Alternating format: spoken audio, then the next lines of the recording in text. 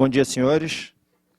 Queria começar o bate-papo de hoje cumprimentando aos meus colegas de mesa, o doutor Leone Lago, doutor Zé Carlos, quem é o maior responsável realmente por esse evento de hoje, e como responsável, portanto, também responsável por qualquer bobeira que a gente vier a falar aqui, é esse senhor que deve responder por isso.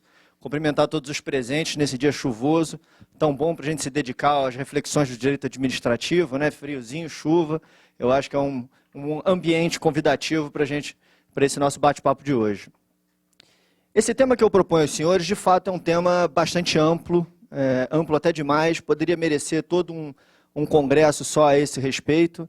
Então, isso me impôs um dever de ser muito seletivo nas questões que eu vou trazer aqui. Na verdade, vou me dedicar apenas à reflexão de duas únicas questões que me parecem bastante caras, bastante importantes, de estarem na pauta do dia, de estarem na ordem do dia. Tenho o conforto enorme de saber que o professor Egon Bockmann Moreira, que já está aqui conosco hoje, ele se dedicará a tratar do processo administrativo e do CPC. Portanto, já adianto aos senhores que ele vai ter competência revisional e suplementar de absolutamente tudo que eu vier a falar aqui. As bobeiras ele terá todo o direito de me remendar. Mas a minha finalidade aqui é ter um bate-papo bastante prático com vocês. O Tribunal de Contas da União ele é um tribunal bastante diferente daquele que eu encontrei em 2010, quando eu comecei a minha advocacia mais intensa no âmbito daquele tribunal. Os senhores não tenham dúvida de que é um tribunal que não passou incólume por todo o processo que a gente assiste hoje de uma maneira muito triste, dos grandes escândalos identificados pela Polícia Federal, do grande anseio da população e a pressão da mídia, de uma forma geral, por resultados, por respostas a todos esses malfeitos, essas pretensas irregularidades que estão sendo reveladas atualmente. E o tribunal se ressente muito, é um tribunal muito diferente.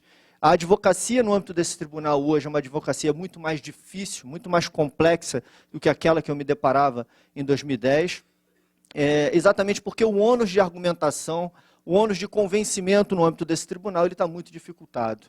Então, dentro desse panorama como um todo, a entrada em vigor do CPC, em março de 2016, depois do período de vacácio, ela vem de uma maneira muito satisfatória para todos nós, e a gente verifica isso com muita felicidade. Porque o CPC ele tem o resultado da sua entrada em vigor é de trazer a pauta do dia, a trazer a ordem do dia, discussões processuais, de garantias processuais, que são muito caras às pessoas que são fiscalizadas pelo tribunal, o tribunal chama de jurisdicionados, e também aos advogados que militam no tribunal. Começando, então, a esse bate-papo, é importante fazer um alerta aos senhores que, logicamente, a aplicação do CPC no âmbito do Tribunal de Contas não é uma novidade, né? O Tribunal de Contas aplica o CPC já de longa data, o regimento interno do tribunal possui um dispositivo, o 298, que estabelece exatamente a aplicação subsidiária do CPC ao processo administrativo do Tribunal de Contas, mas a gente tem uma novidade importante e me parece muito bem-vinda, que o CPC nos oferece nesse momento, porque ele não define apenas a sua aplicação subsidiária. Na verdade, não só na falta de dispositivo expresso específico sobre o tema se aplicará o Código de Processo Civil. O Código de Processo Civil, no seu artigo 15, estabelece também a sua aplicação supletiva. E isso quer dizer, a boa interpretação que podemos tirar disso, é de que, além da falta da sua aplicação, na falta de dispositivo específico, na lei orgânica do tribunal, no regimento interno, ou nos demais atos interna corporis que o tribunal tem disciplinando o seu processo, o CPC também vai ser aplicado de uma forma complementar, de uma forma supletiva, influenciando a própria inteligência, a própria leitura dos dispositivos que já vigoram no âmbito do processo do Tribunal de Contas. Pois bem, feita essa rápida introdução, já passo ao primeiro ponto que pretendo me dedicar hoje a essa rápida reflexão com os senhores, que é a questão que envolve o ônus probatório no âmbito do tribunal. A quem compete deduzir prova, comprovar a boa versação dos recursos públicos. Cabe ao tribunal identificar a irregularidade, comprovar a irregularidade, ou cabe ao particular comprovar a boa gestão do recurso? A inteligência dessa questão, no âmbito do Tribunal de Contas, ela tem como origem a dicção da Constituição Federal no artigo 70, parágrafo único, né? o artigo 70 estabelece que prestará contas qualquer pessoa física ou jurídica, pública ou privada, que utilize, arrecade, guarde, gerencie, enfim, prestará contas. Então, a interpretação que se faz a esse respeito, que hoje está sedimentada no âmbito do Tribunal de Contas, é de que se cabe ao particular prestar contas, é íncito a esse dever de prestação de contas o de deduzir prova, de comprovar a boa gestão de recursos públicos. Essa compreensão a gente vê de forma muito tranquila, muito pacífica no âmbito da jurisprudência do Tribunal de Contas da União. Eu trago aqui para os senhores um desses acórdãos que me pareceu mais emblemático a esse respeito e que ele é bastante literal quanto a isso, tratando do ônus probatório. Ratifico que não cabe ao tribunal a persecução de provas da regular aplicação dos recursos. Uma vez que o gestor não comprovou pelo meio ordinário a adequada aplicação de recursos por ele geridos, a busca de documentos que eventualmente venham comprovar a integridade da sua atuação constitui exercício do seu direito de defesa. Então está muito claro que se cabe ao particular provar a boa gestão do recurso público e não ao tribunal buscar documentos que identifiquem se a gestão foi bem feita ou se foi mal feita. Bom, essa questão já me parece que merece uma reflexão importante no ponto de vista dos tipos de processos que existem no âmbito do Tribunal de Contas. Essa realidade que nós vimos parte da interpretação do artigo 70, parágrafo único, que fala do dever de prestar contas. E aí lembramos nós que no âmbito do tribunal, uma das categorias de processos que lá existem são os processos de fato, de processos de contas, chamados processos de contas, as prestações de contas. E nesse ponto, de fato, como a gente bem viu, a Constituição Federal estabelece um ônus da parte de prestar a contas e, por isso, daí deduzir prova da boa gestão daqueles recursos. Mesmo nesse caso em específico das prestações de contas, me parece que a gente pode ter um outro momento de alteração desse ônus probatório, exatamente no momento em que há uma prestação de contas, o particular fez o seu dever de casa de, no seu sentir, comprovar a gestão daquele recurso, e em o tribunal identificando, ou entendendo que há alguma irregularidade aí me parece que a contraprova, o ônus de deduzir prova em sentido contrário, aí sim seria do tribunal e não do particular. Mas nós ainda temos uma segunda categoria de processos no âmbito do Tribunal de Contas, que são os processos de fiscalização de atos e de contratos.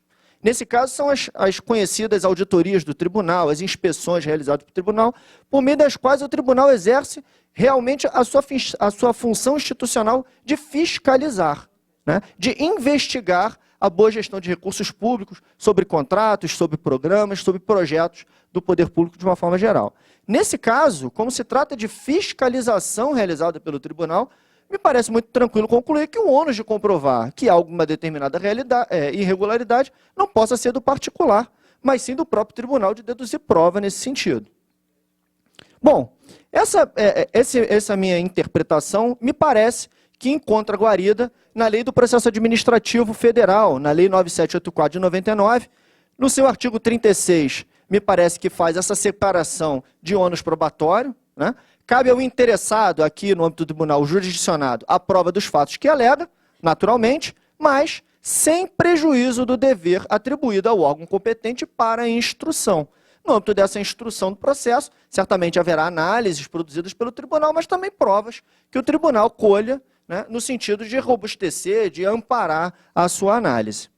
E ainda há, no âmbito da Lei do Processo Administrativo Federal, um artigo 37, que esse me parece que é quase que dado como não lido pelo Tribunal de Contas, a sua aplicação prática no âmbito do TCU é praticamente inexistente, que dispõe de um direito do interessado. Quando o interessado declarar que fatos e dados estão registrados em documentos existentes na própria administração responsável pelo processo ou em outro órgão administrativo, o órgão competente para a instrução proverá de ofício a obtenção dos documentos e das respectivas cópias.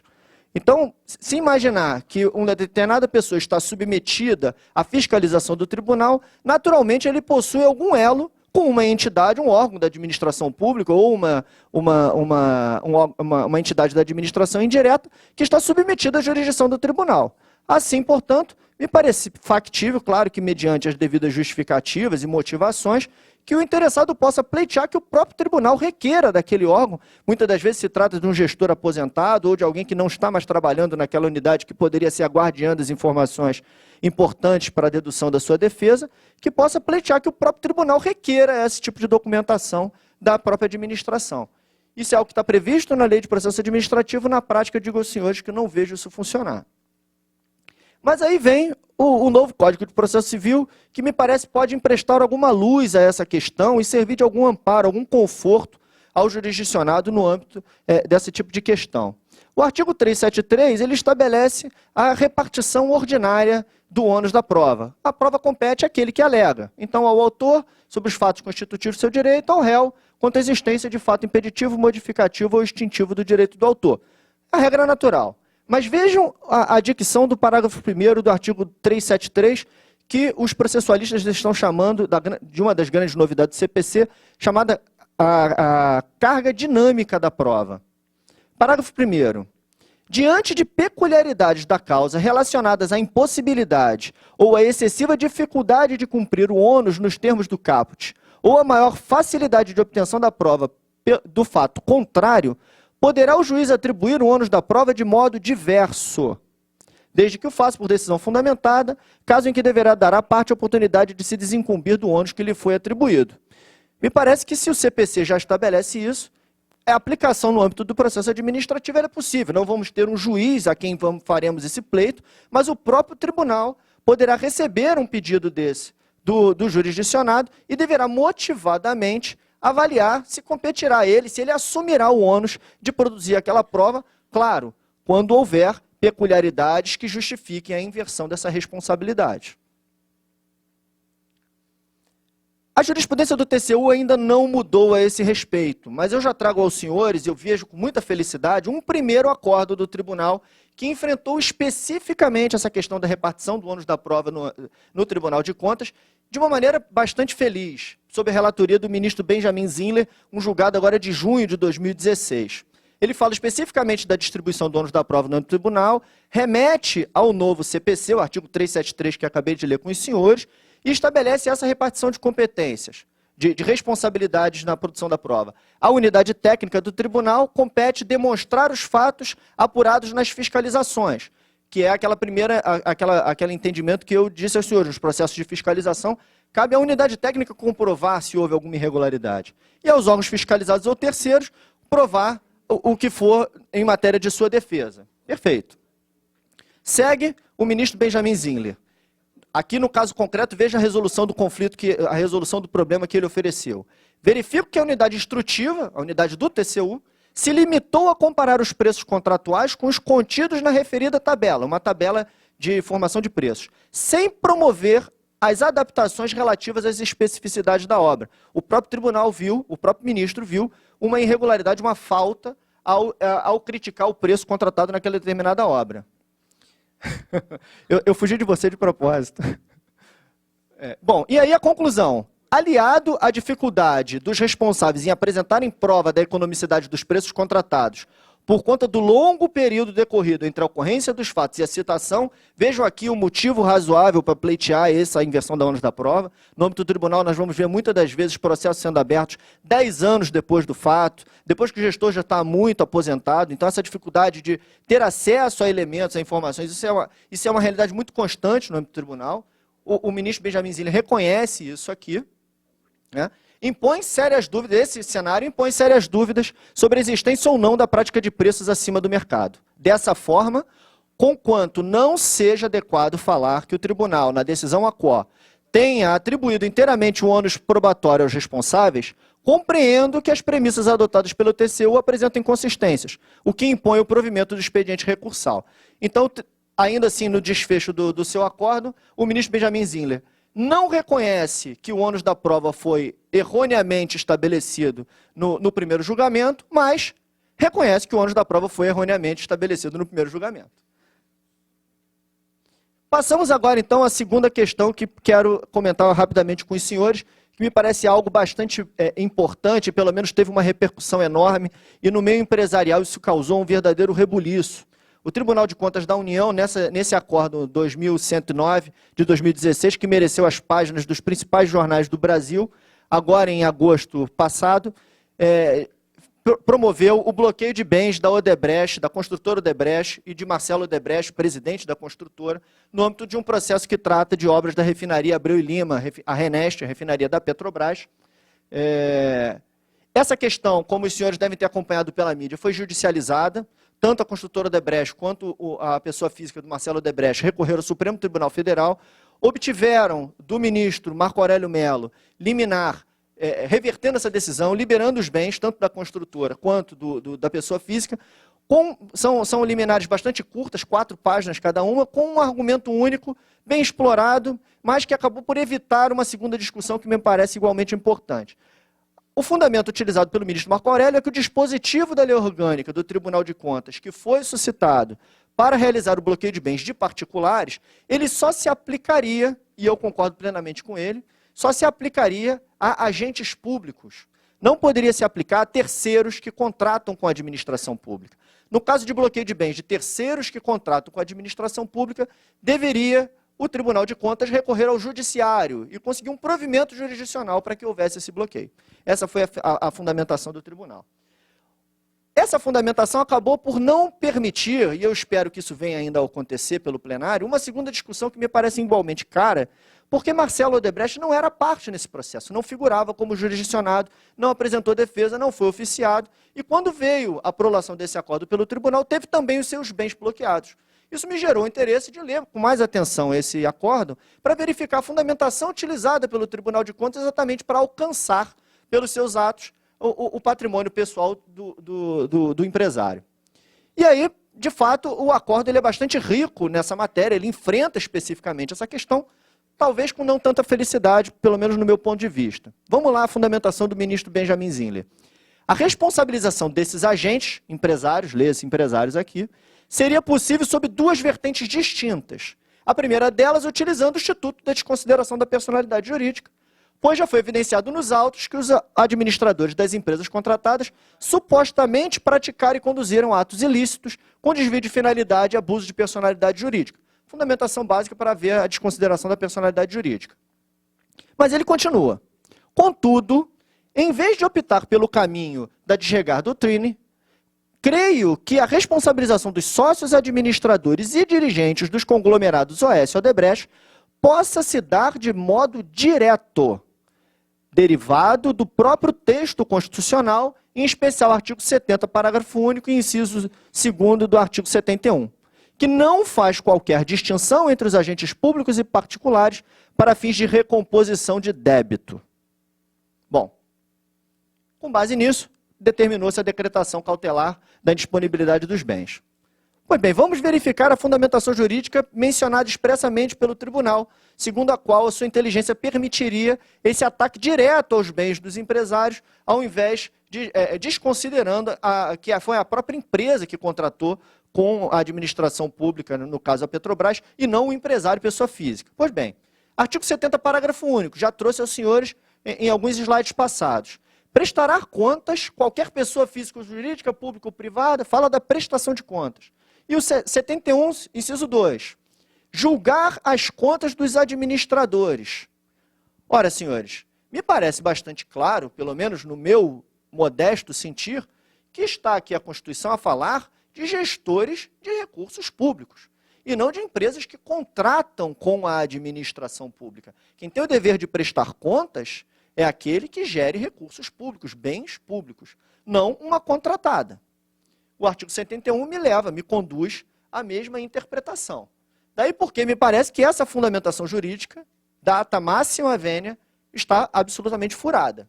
Se não é permitido essa inteligência para permitir esse ataque direto, frontal, ao patrimônio dos particulares, me parece necessário, obrigatório, que venhamos a recorrer da doutrina do Porto Seguro, da regra geral, que está no artigo 50 do Código Civil, que estabelece a possibilidade, sim, da desconsideração da personalidade jurídica, extensão dos efeitos aos bens dos particulares, em caso de abuso de personalidade jurídica, caracterizado pelo desvio de finalidade ou confusão patrimonial. Então, voltamos à regra da desconsideração da personalidade jurídica. Ora, isso nos impõe uma outra questão. Pode o Tribunal de Contas promover administrativamente a desconsideração da personalidade jurídica, doutrina e jurisprudência hoje são tranquilas em dizer que pode. Esse julgado do Superior Tribunal de Justiça, ele é bastante festejado, bastante comentado e expresso a esse respeito, desconsideração da personalidade jurídica na esfera administrativa. Possibilidade. Mas peço a atenção dos senhores para uma questão. Doutrina e jurisprudência, quando se debruçam sobre esse tema da desconsideração da personalidade jurídica por órgãos administrativos, o fazem com base, basicamente, a uma situação de fato, que é aquela de empresas penalizadas por suspensão temporária do direito de licitar ou declaração de inidoneidade, cujos sócios constituem uma segunda empresa para continuar exercendo a mesma atividade. Então, nesse caso, doutrina e jurisprudência, acho que de uma maneira extremamente acertada, estabelecem a possibilidade da administração aplicar a teoria da desconsideração da personalidade jurídica para estender os efeitos dessas penalidades a essa segunda empresa constituída com a finalidade de burlar a penalidade que foi aplicada pela administração. Essa é a realidade enfrentada para esse tipo, para firmar essa base doutrinária e jurisprudencial a respeito. Pois bem, vamos então aos fundamentos utilizados pela doutrina e pela jurisprudência para chegar a essa compreensão. E aqui me vale muito de um artigo muito feliz, como é toda a sua doutrina, do professor José Torres Pereira Nunes, um artigo que fala exatamente sobre desconsideração da personalidade jurídica pelo Tribunal de Contas, e que, por acaso, muito curiosamente, foi publicado em 2010 na revista do Tribunal de Contas da União. Valeria, então, o Tribunal de Contas voltar à sua própria doutrina, que tem acesso, para revisitar o tema e poder, talvez, chegar a conclusões distintas. A fundamentação utilizada por doutrina e jurisprudência, primeiro de tudo, parte de uma ponderação entre os princípios da legalidade, da moralidade e tutela do interesse público. Sabemos nós que não há dispositivo legal expresso que garanta a prerrogativa da administração, de uma forma geral, de realizar a desconsideração da personalidade jurídica. Mas entende essa doutrina e jurisprudência que a ponderação do princípio da legalidade, nesse caso em específico, com os princípios da moralidade e a própria tutela do interesse público, conduziriam à conclusão de que poderia essa dificuldade ser mitigada para que a desconsideração fosse aplicada no caso concreto. E nós temos um segundo fundamento, utilizado, muito bem posto, que é o da autoexecutoriedade dos atos administrativos. Sabemos nós que a autoexecutoriedade ela é uma regra do direito público, como toda regra admite suas exceções, e aqui, exatamente as exceções é que me parece que devem ser visitadas. Como é que o próprio professor Gessé bem pontua essa questão? Quando é que a autoexecutoriedade vai ser limitada à sua aplicação? Quando ela confrontar com o próprio direito de propriedade. Direito de propriedade, sabemos nós, de envergadura constitucional, previsto no artigo 5º em 4 dos seus incisos. Então, quando o direito de propriedade puder ser atacado por essa autoexecutoriedade, então a autoexecutoriedade deve render espaços e não deve gerar os efeitos a que ela se propõe. O professor Gessé nos oferece 3 exemplos bastante felizes nesse sentido. O primeiro deles é a própria desapropriação. Sabemos nós que a desapropriação só pode ser concluída em fase administrativa se houver acordo. Não havendo acordo, é necessária a ação expropriatória a ser proposta pelo poder público. Interdição de obras em curso. Pode a municipalidade embargar uma determinada obra, mas em havendo descumprimento desse embargo, haverá necessidade de se recorrer ao judiciário numa ação de enunciação de obra nova. E, finalmente, desfazimento de obras construídas. A mesma realidade. Se houver uma ordem de demolição e essa ordem não for cumprida pelo particular, deverá o poder público recorrer a uma ação de demolitória. Esses são os exemplos muito felizes no meu sentir, fornecidos pelo próprio professor Gessé Torres. Ora, nesse caso em concreto, como nós estamos bem identificando, se trata diretamente do alcance do direito de propriedade do particular. Não só do particular, como da própria empresa. Mas aqui, falando-se da desconsideração da personalidade jurídica do particular. Nesse caso, portanto, me parece que a gente tem um segundo fundamento que ainda não foi enfrentado pelo Supremo Tribunal Federal, espero que venha a ser, mas que me parece proibir, vedar, a aplicação da teoria da desconsideração da personalidade jurídica pelo Tribunal de Contas nesses casos. E onde vem o Código de Processo Civil nisso tudo? Ora, nos oferecendo a saída para isso, reforçando a necessidade de judicialização desse tipo de questão e lembrando nós que agora o CPC estabelece um incidente novo, um incidente específico para tratar da matéria, que é o incidente de desconstituição da personalidade jurídica, disposto no artigo 133 e seguintes do novo CPC. Com que finalidade, senhores? Certamente, conferir maior segurança ao particular no estabelecimento de um procedimento que lhe resguarde a possibilidade de se defender judicialmente, de se defender da desconsideração da personalidade jurídica. Então é importante a gente ver que esse pedido vai ser verificado o cumprimento dos requisitos dispostos em lei, e aí retornamos à dicção do artigo 50 do Código Civil, que estabelece lá os requisitos que devem ser estabelecidos, haverá essa sindicância, haverá essa verificação por parte do Poder Judiciário, e além de tudo, o que também me parece igualmente importante, e que o Tribunal de Contas, ao aplicar, ao fazer a edição daquele acordo, não respeitou, o direito de defesa da parte. O CPC agora estabelece no 135 a possibilidade do sócio ou da pessoa jurídica se defender previamente à decretação da desconsideração da personalidade jurídica. Senhores, essas são as rápidas observações que eu gostaria de oferecer aos senhores hoje. Espero que eu tenha atendido ao meu tempo, Zé Carlos. Pelo menos eu não vi o cartão vermelho, mas também não fiquei olhando para você, estrategicamente, né? Por tão rápido, deixo aqui meus contatos aos senhores. Teria muito prazer de interagir com qualquer um de vocês. Obrigado pela paciência. Muito obrigado.